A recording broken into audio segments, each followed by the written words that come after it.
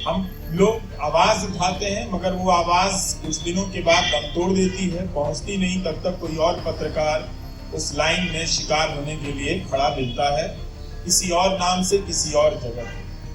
प्रशासन उन पर तरह तरह की बंदिशें लगाता है, तरह तरह के मुकदमे करता है, और ये आए दिन की घटना हो गई। तो सिर्फ मुकेश चंद्राकर की हत्या नहीं हुई है, उस कौशल की भी हत्या हुई है। और यहाँ एक तस्वीर है जहाँ वो पत्रकारों की सुरक्षा से के जुड़े सवाल को लेकर आंदोलन में सबसे आगे चल रहा है। बैनर के भी आगे मुट्ठी ताने चल रहा है। तो पत्रकारिता के लिए लड़ने वाले एक नौजवान पत्रकार की भी हत्या कर दी गई।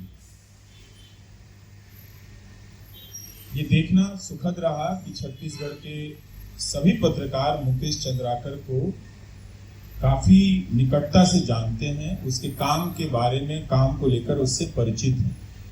मेरे ही फेसबुक पर कई सारे पत्रकारों ने मुकेश की पुरानी रिपोर्ट को साझा किया, जिससे पता चल रहा था कि उसका काम उस राज्य में कम से कम नोटिस में है। दिल्ली के पत्रकारों से उसका रिश्ता जरूर रहा होगा, लेकिन उसकी पत्रकारिता पर किसी ने सवाल नहीं उठाया। शायद ये वजह थी कि उस ठेकेदार को ये बात चुभ गई होगी उसकी खबर को लेकर कि किस स्तर के पत्रकार ने उसकी जो ठेकेदारी को लेकर जो सवाल उठाए थे किया है। और उसकी हत्या सिर्फ एक पत्रकार की हत्या नहीं है, बल्कि छत्तीसगढ़ में और दूसरे राज्यों में ऐसे चल रहे न जाने कितने ही घोटालों पर पर्दा डाल दिया गया। कोई मुकेश जैसा उत्साही पत्रकार अब उन घोटालों पर हाथ डालने से डरेगा, सोचेगा, या उसे कोई हतोत्साहित करेगा कि मत करो, तो बहुतों ने राहत की भी सांस ली होगी।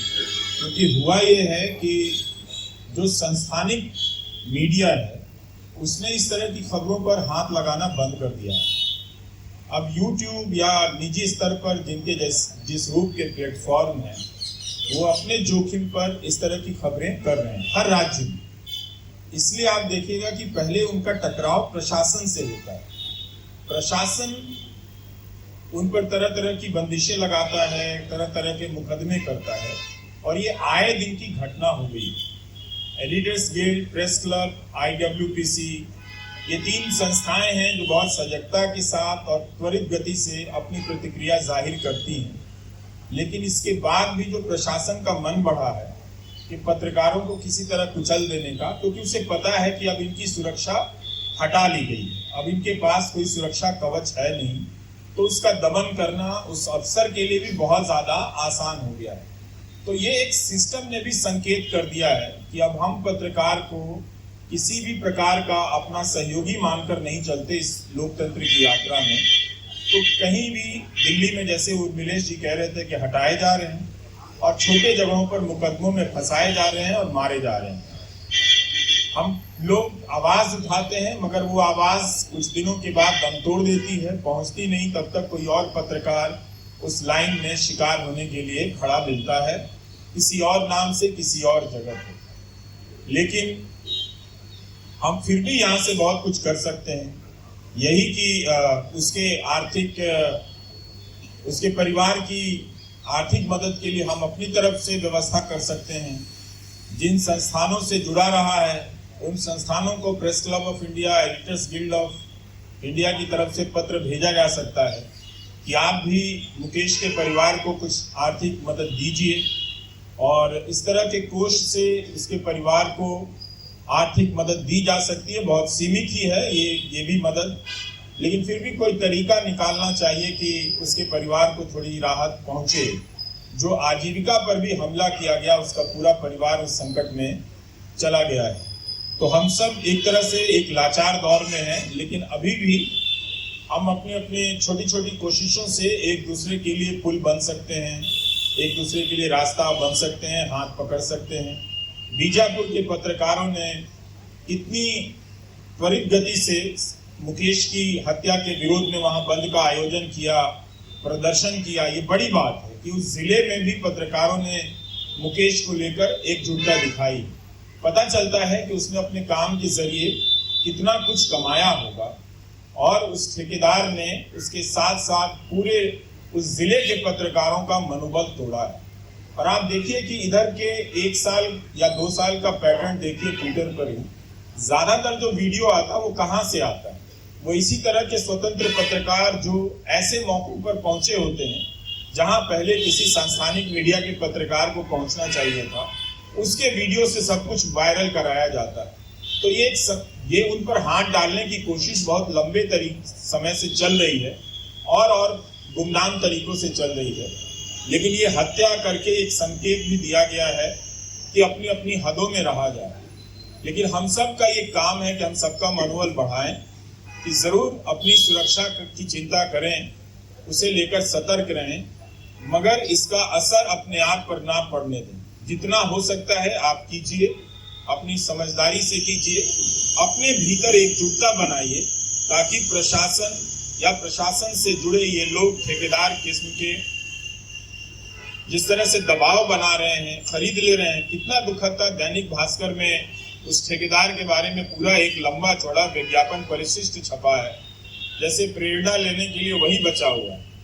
बहुत सारे और भी अच्छे लोग उस जिले में काम करते होंगे, लेकिन एक पूरा पन्ना छपा था और इसके बजाय वो अखबार अगर पूरा पन्ना उस पत्रकार के काम पर ही छाप देता तो भी पता चलता कि हाँ, आप अपनी आर्थिक मजबूरी के साथ साथ पत्रकारिता को भी एक संतुलित कर रहे हैं। मगर वो भी तो नहीं दिखा। सिंगल कॉलम पहले पन्ने पर दिखी और बाद में कहीं और पीछे छपी हुई नजर आई। तो हम लोग सब कोई मिलकर बात करते रहें, इसे आगे बढ़ाते रहें, कुछ ऐसी व्यवस्था हो जाए कि हम करें।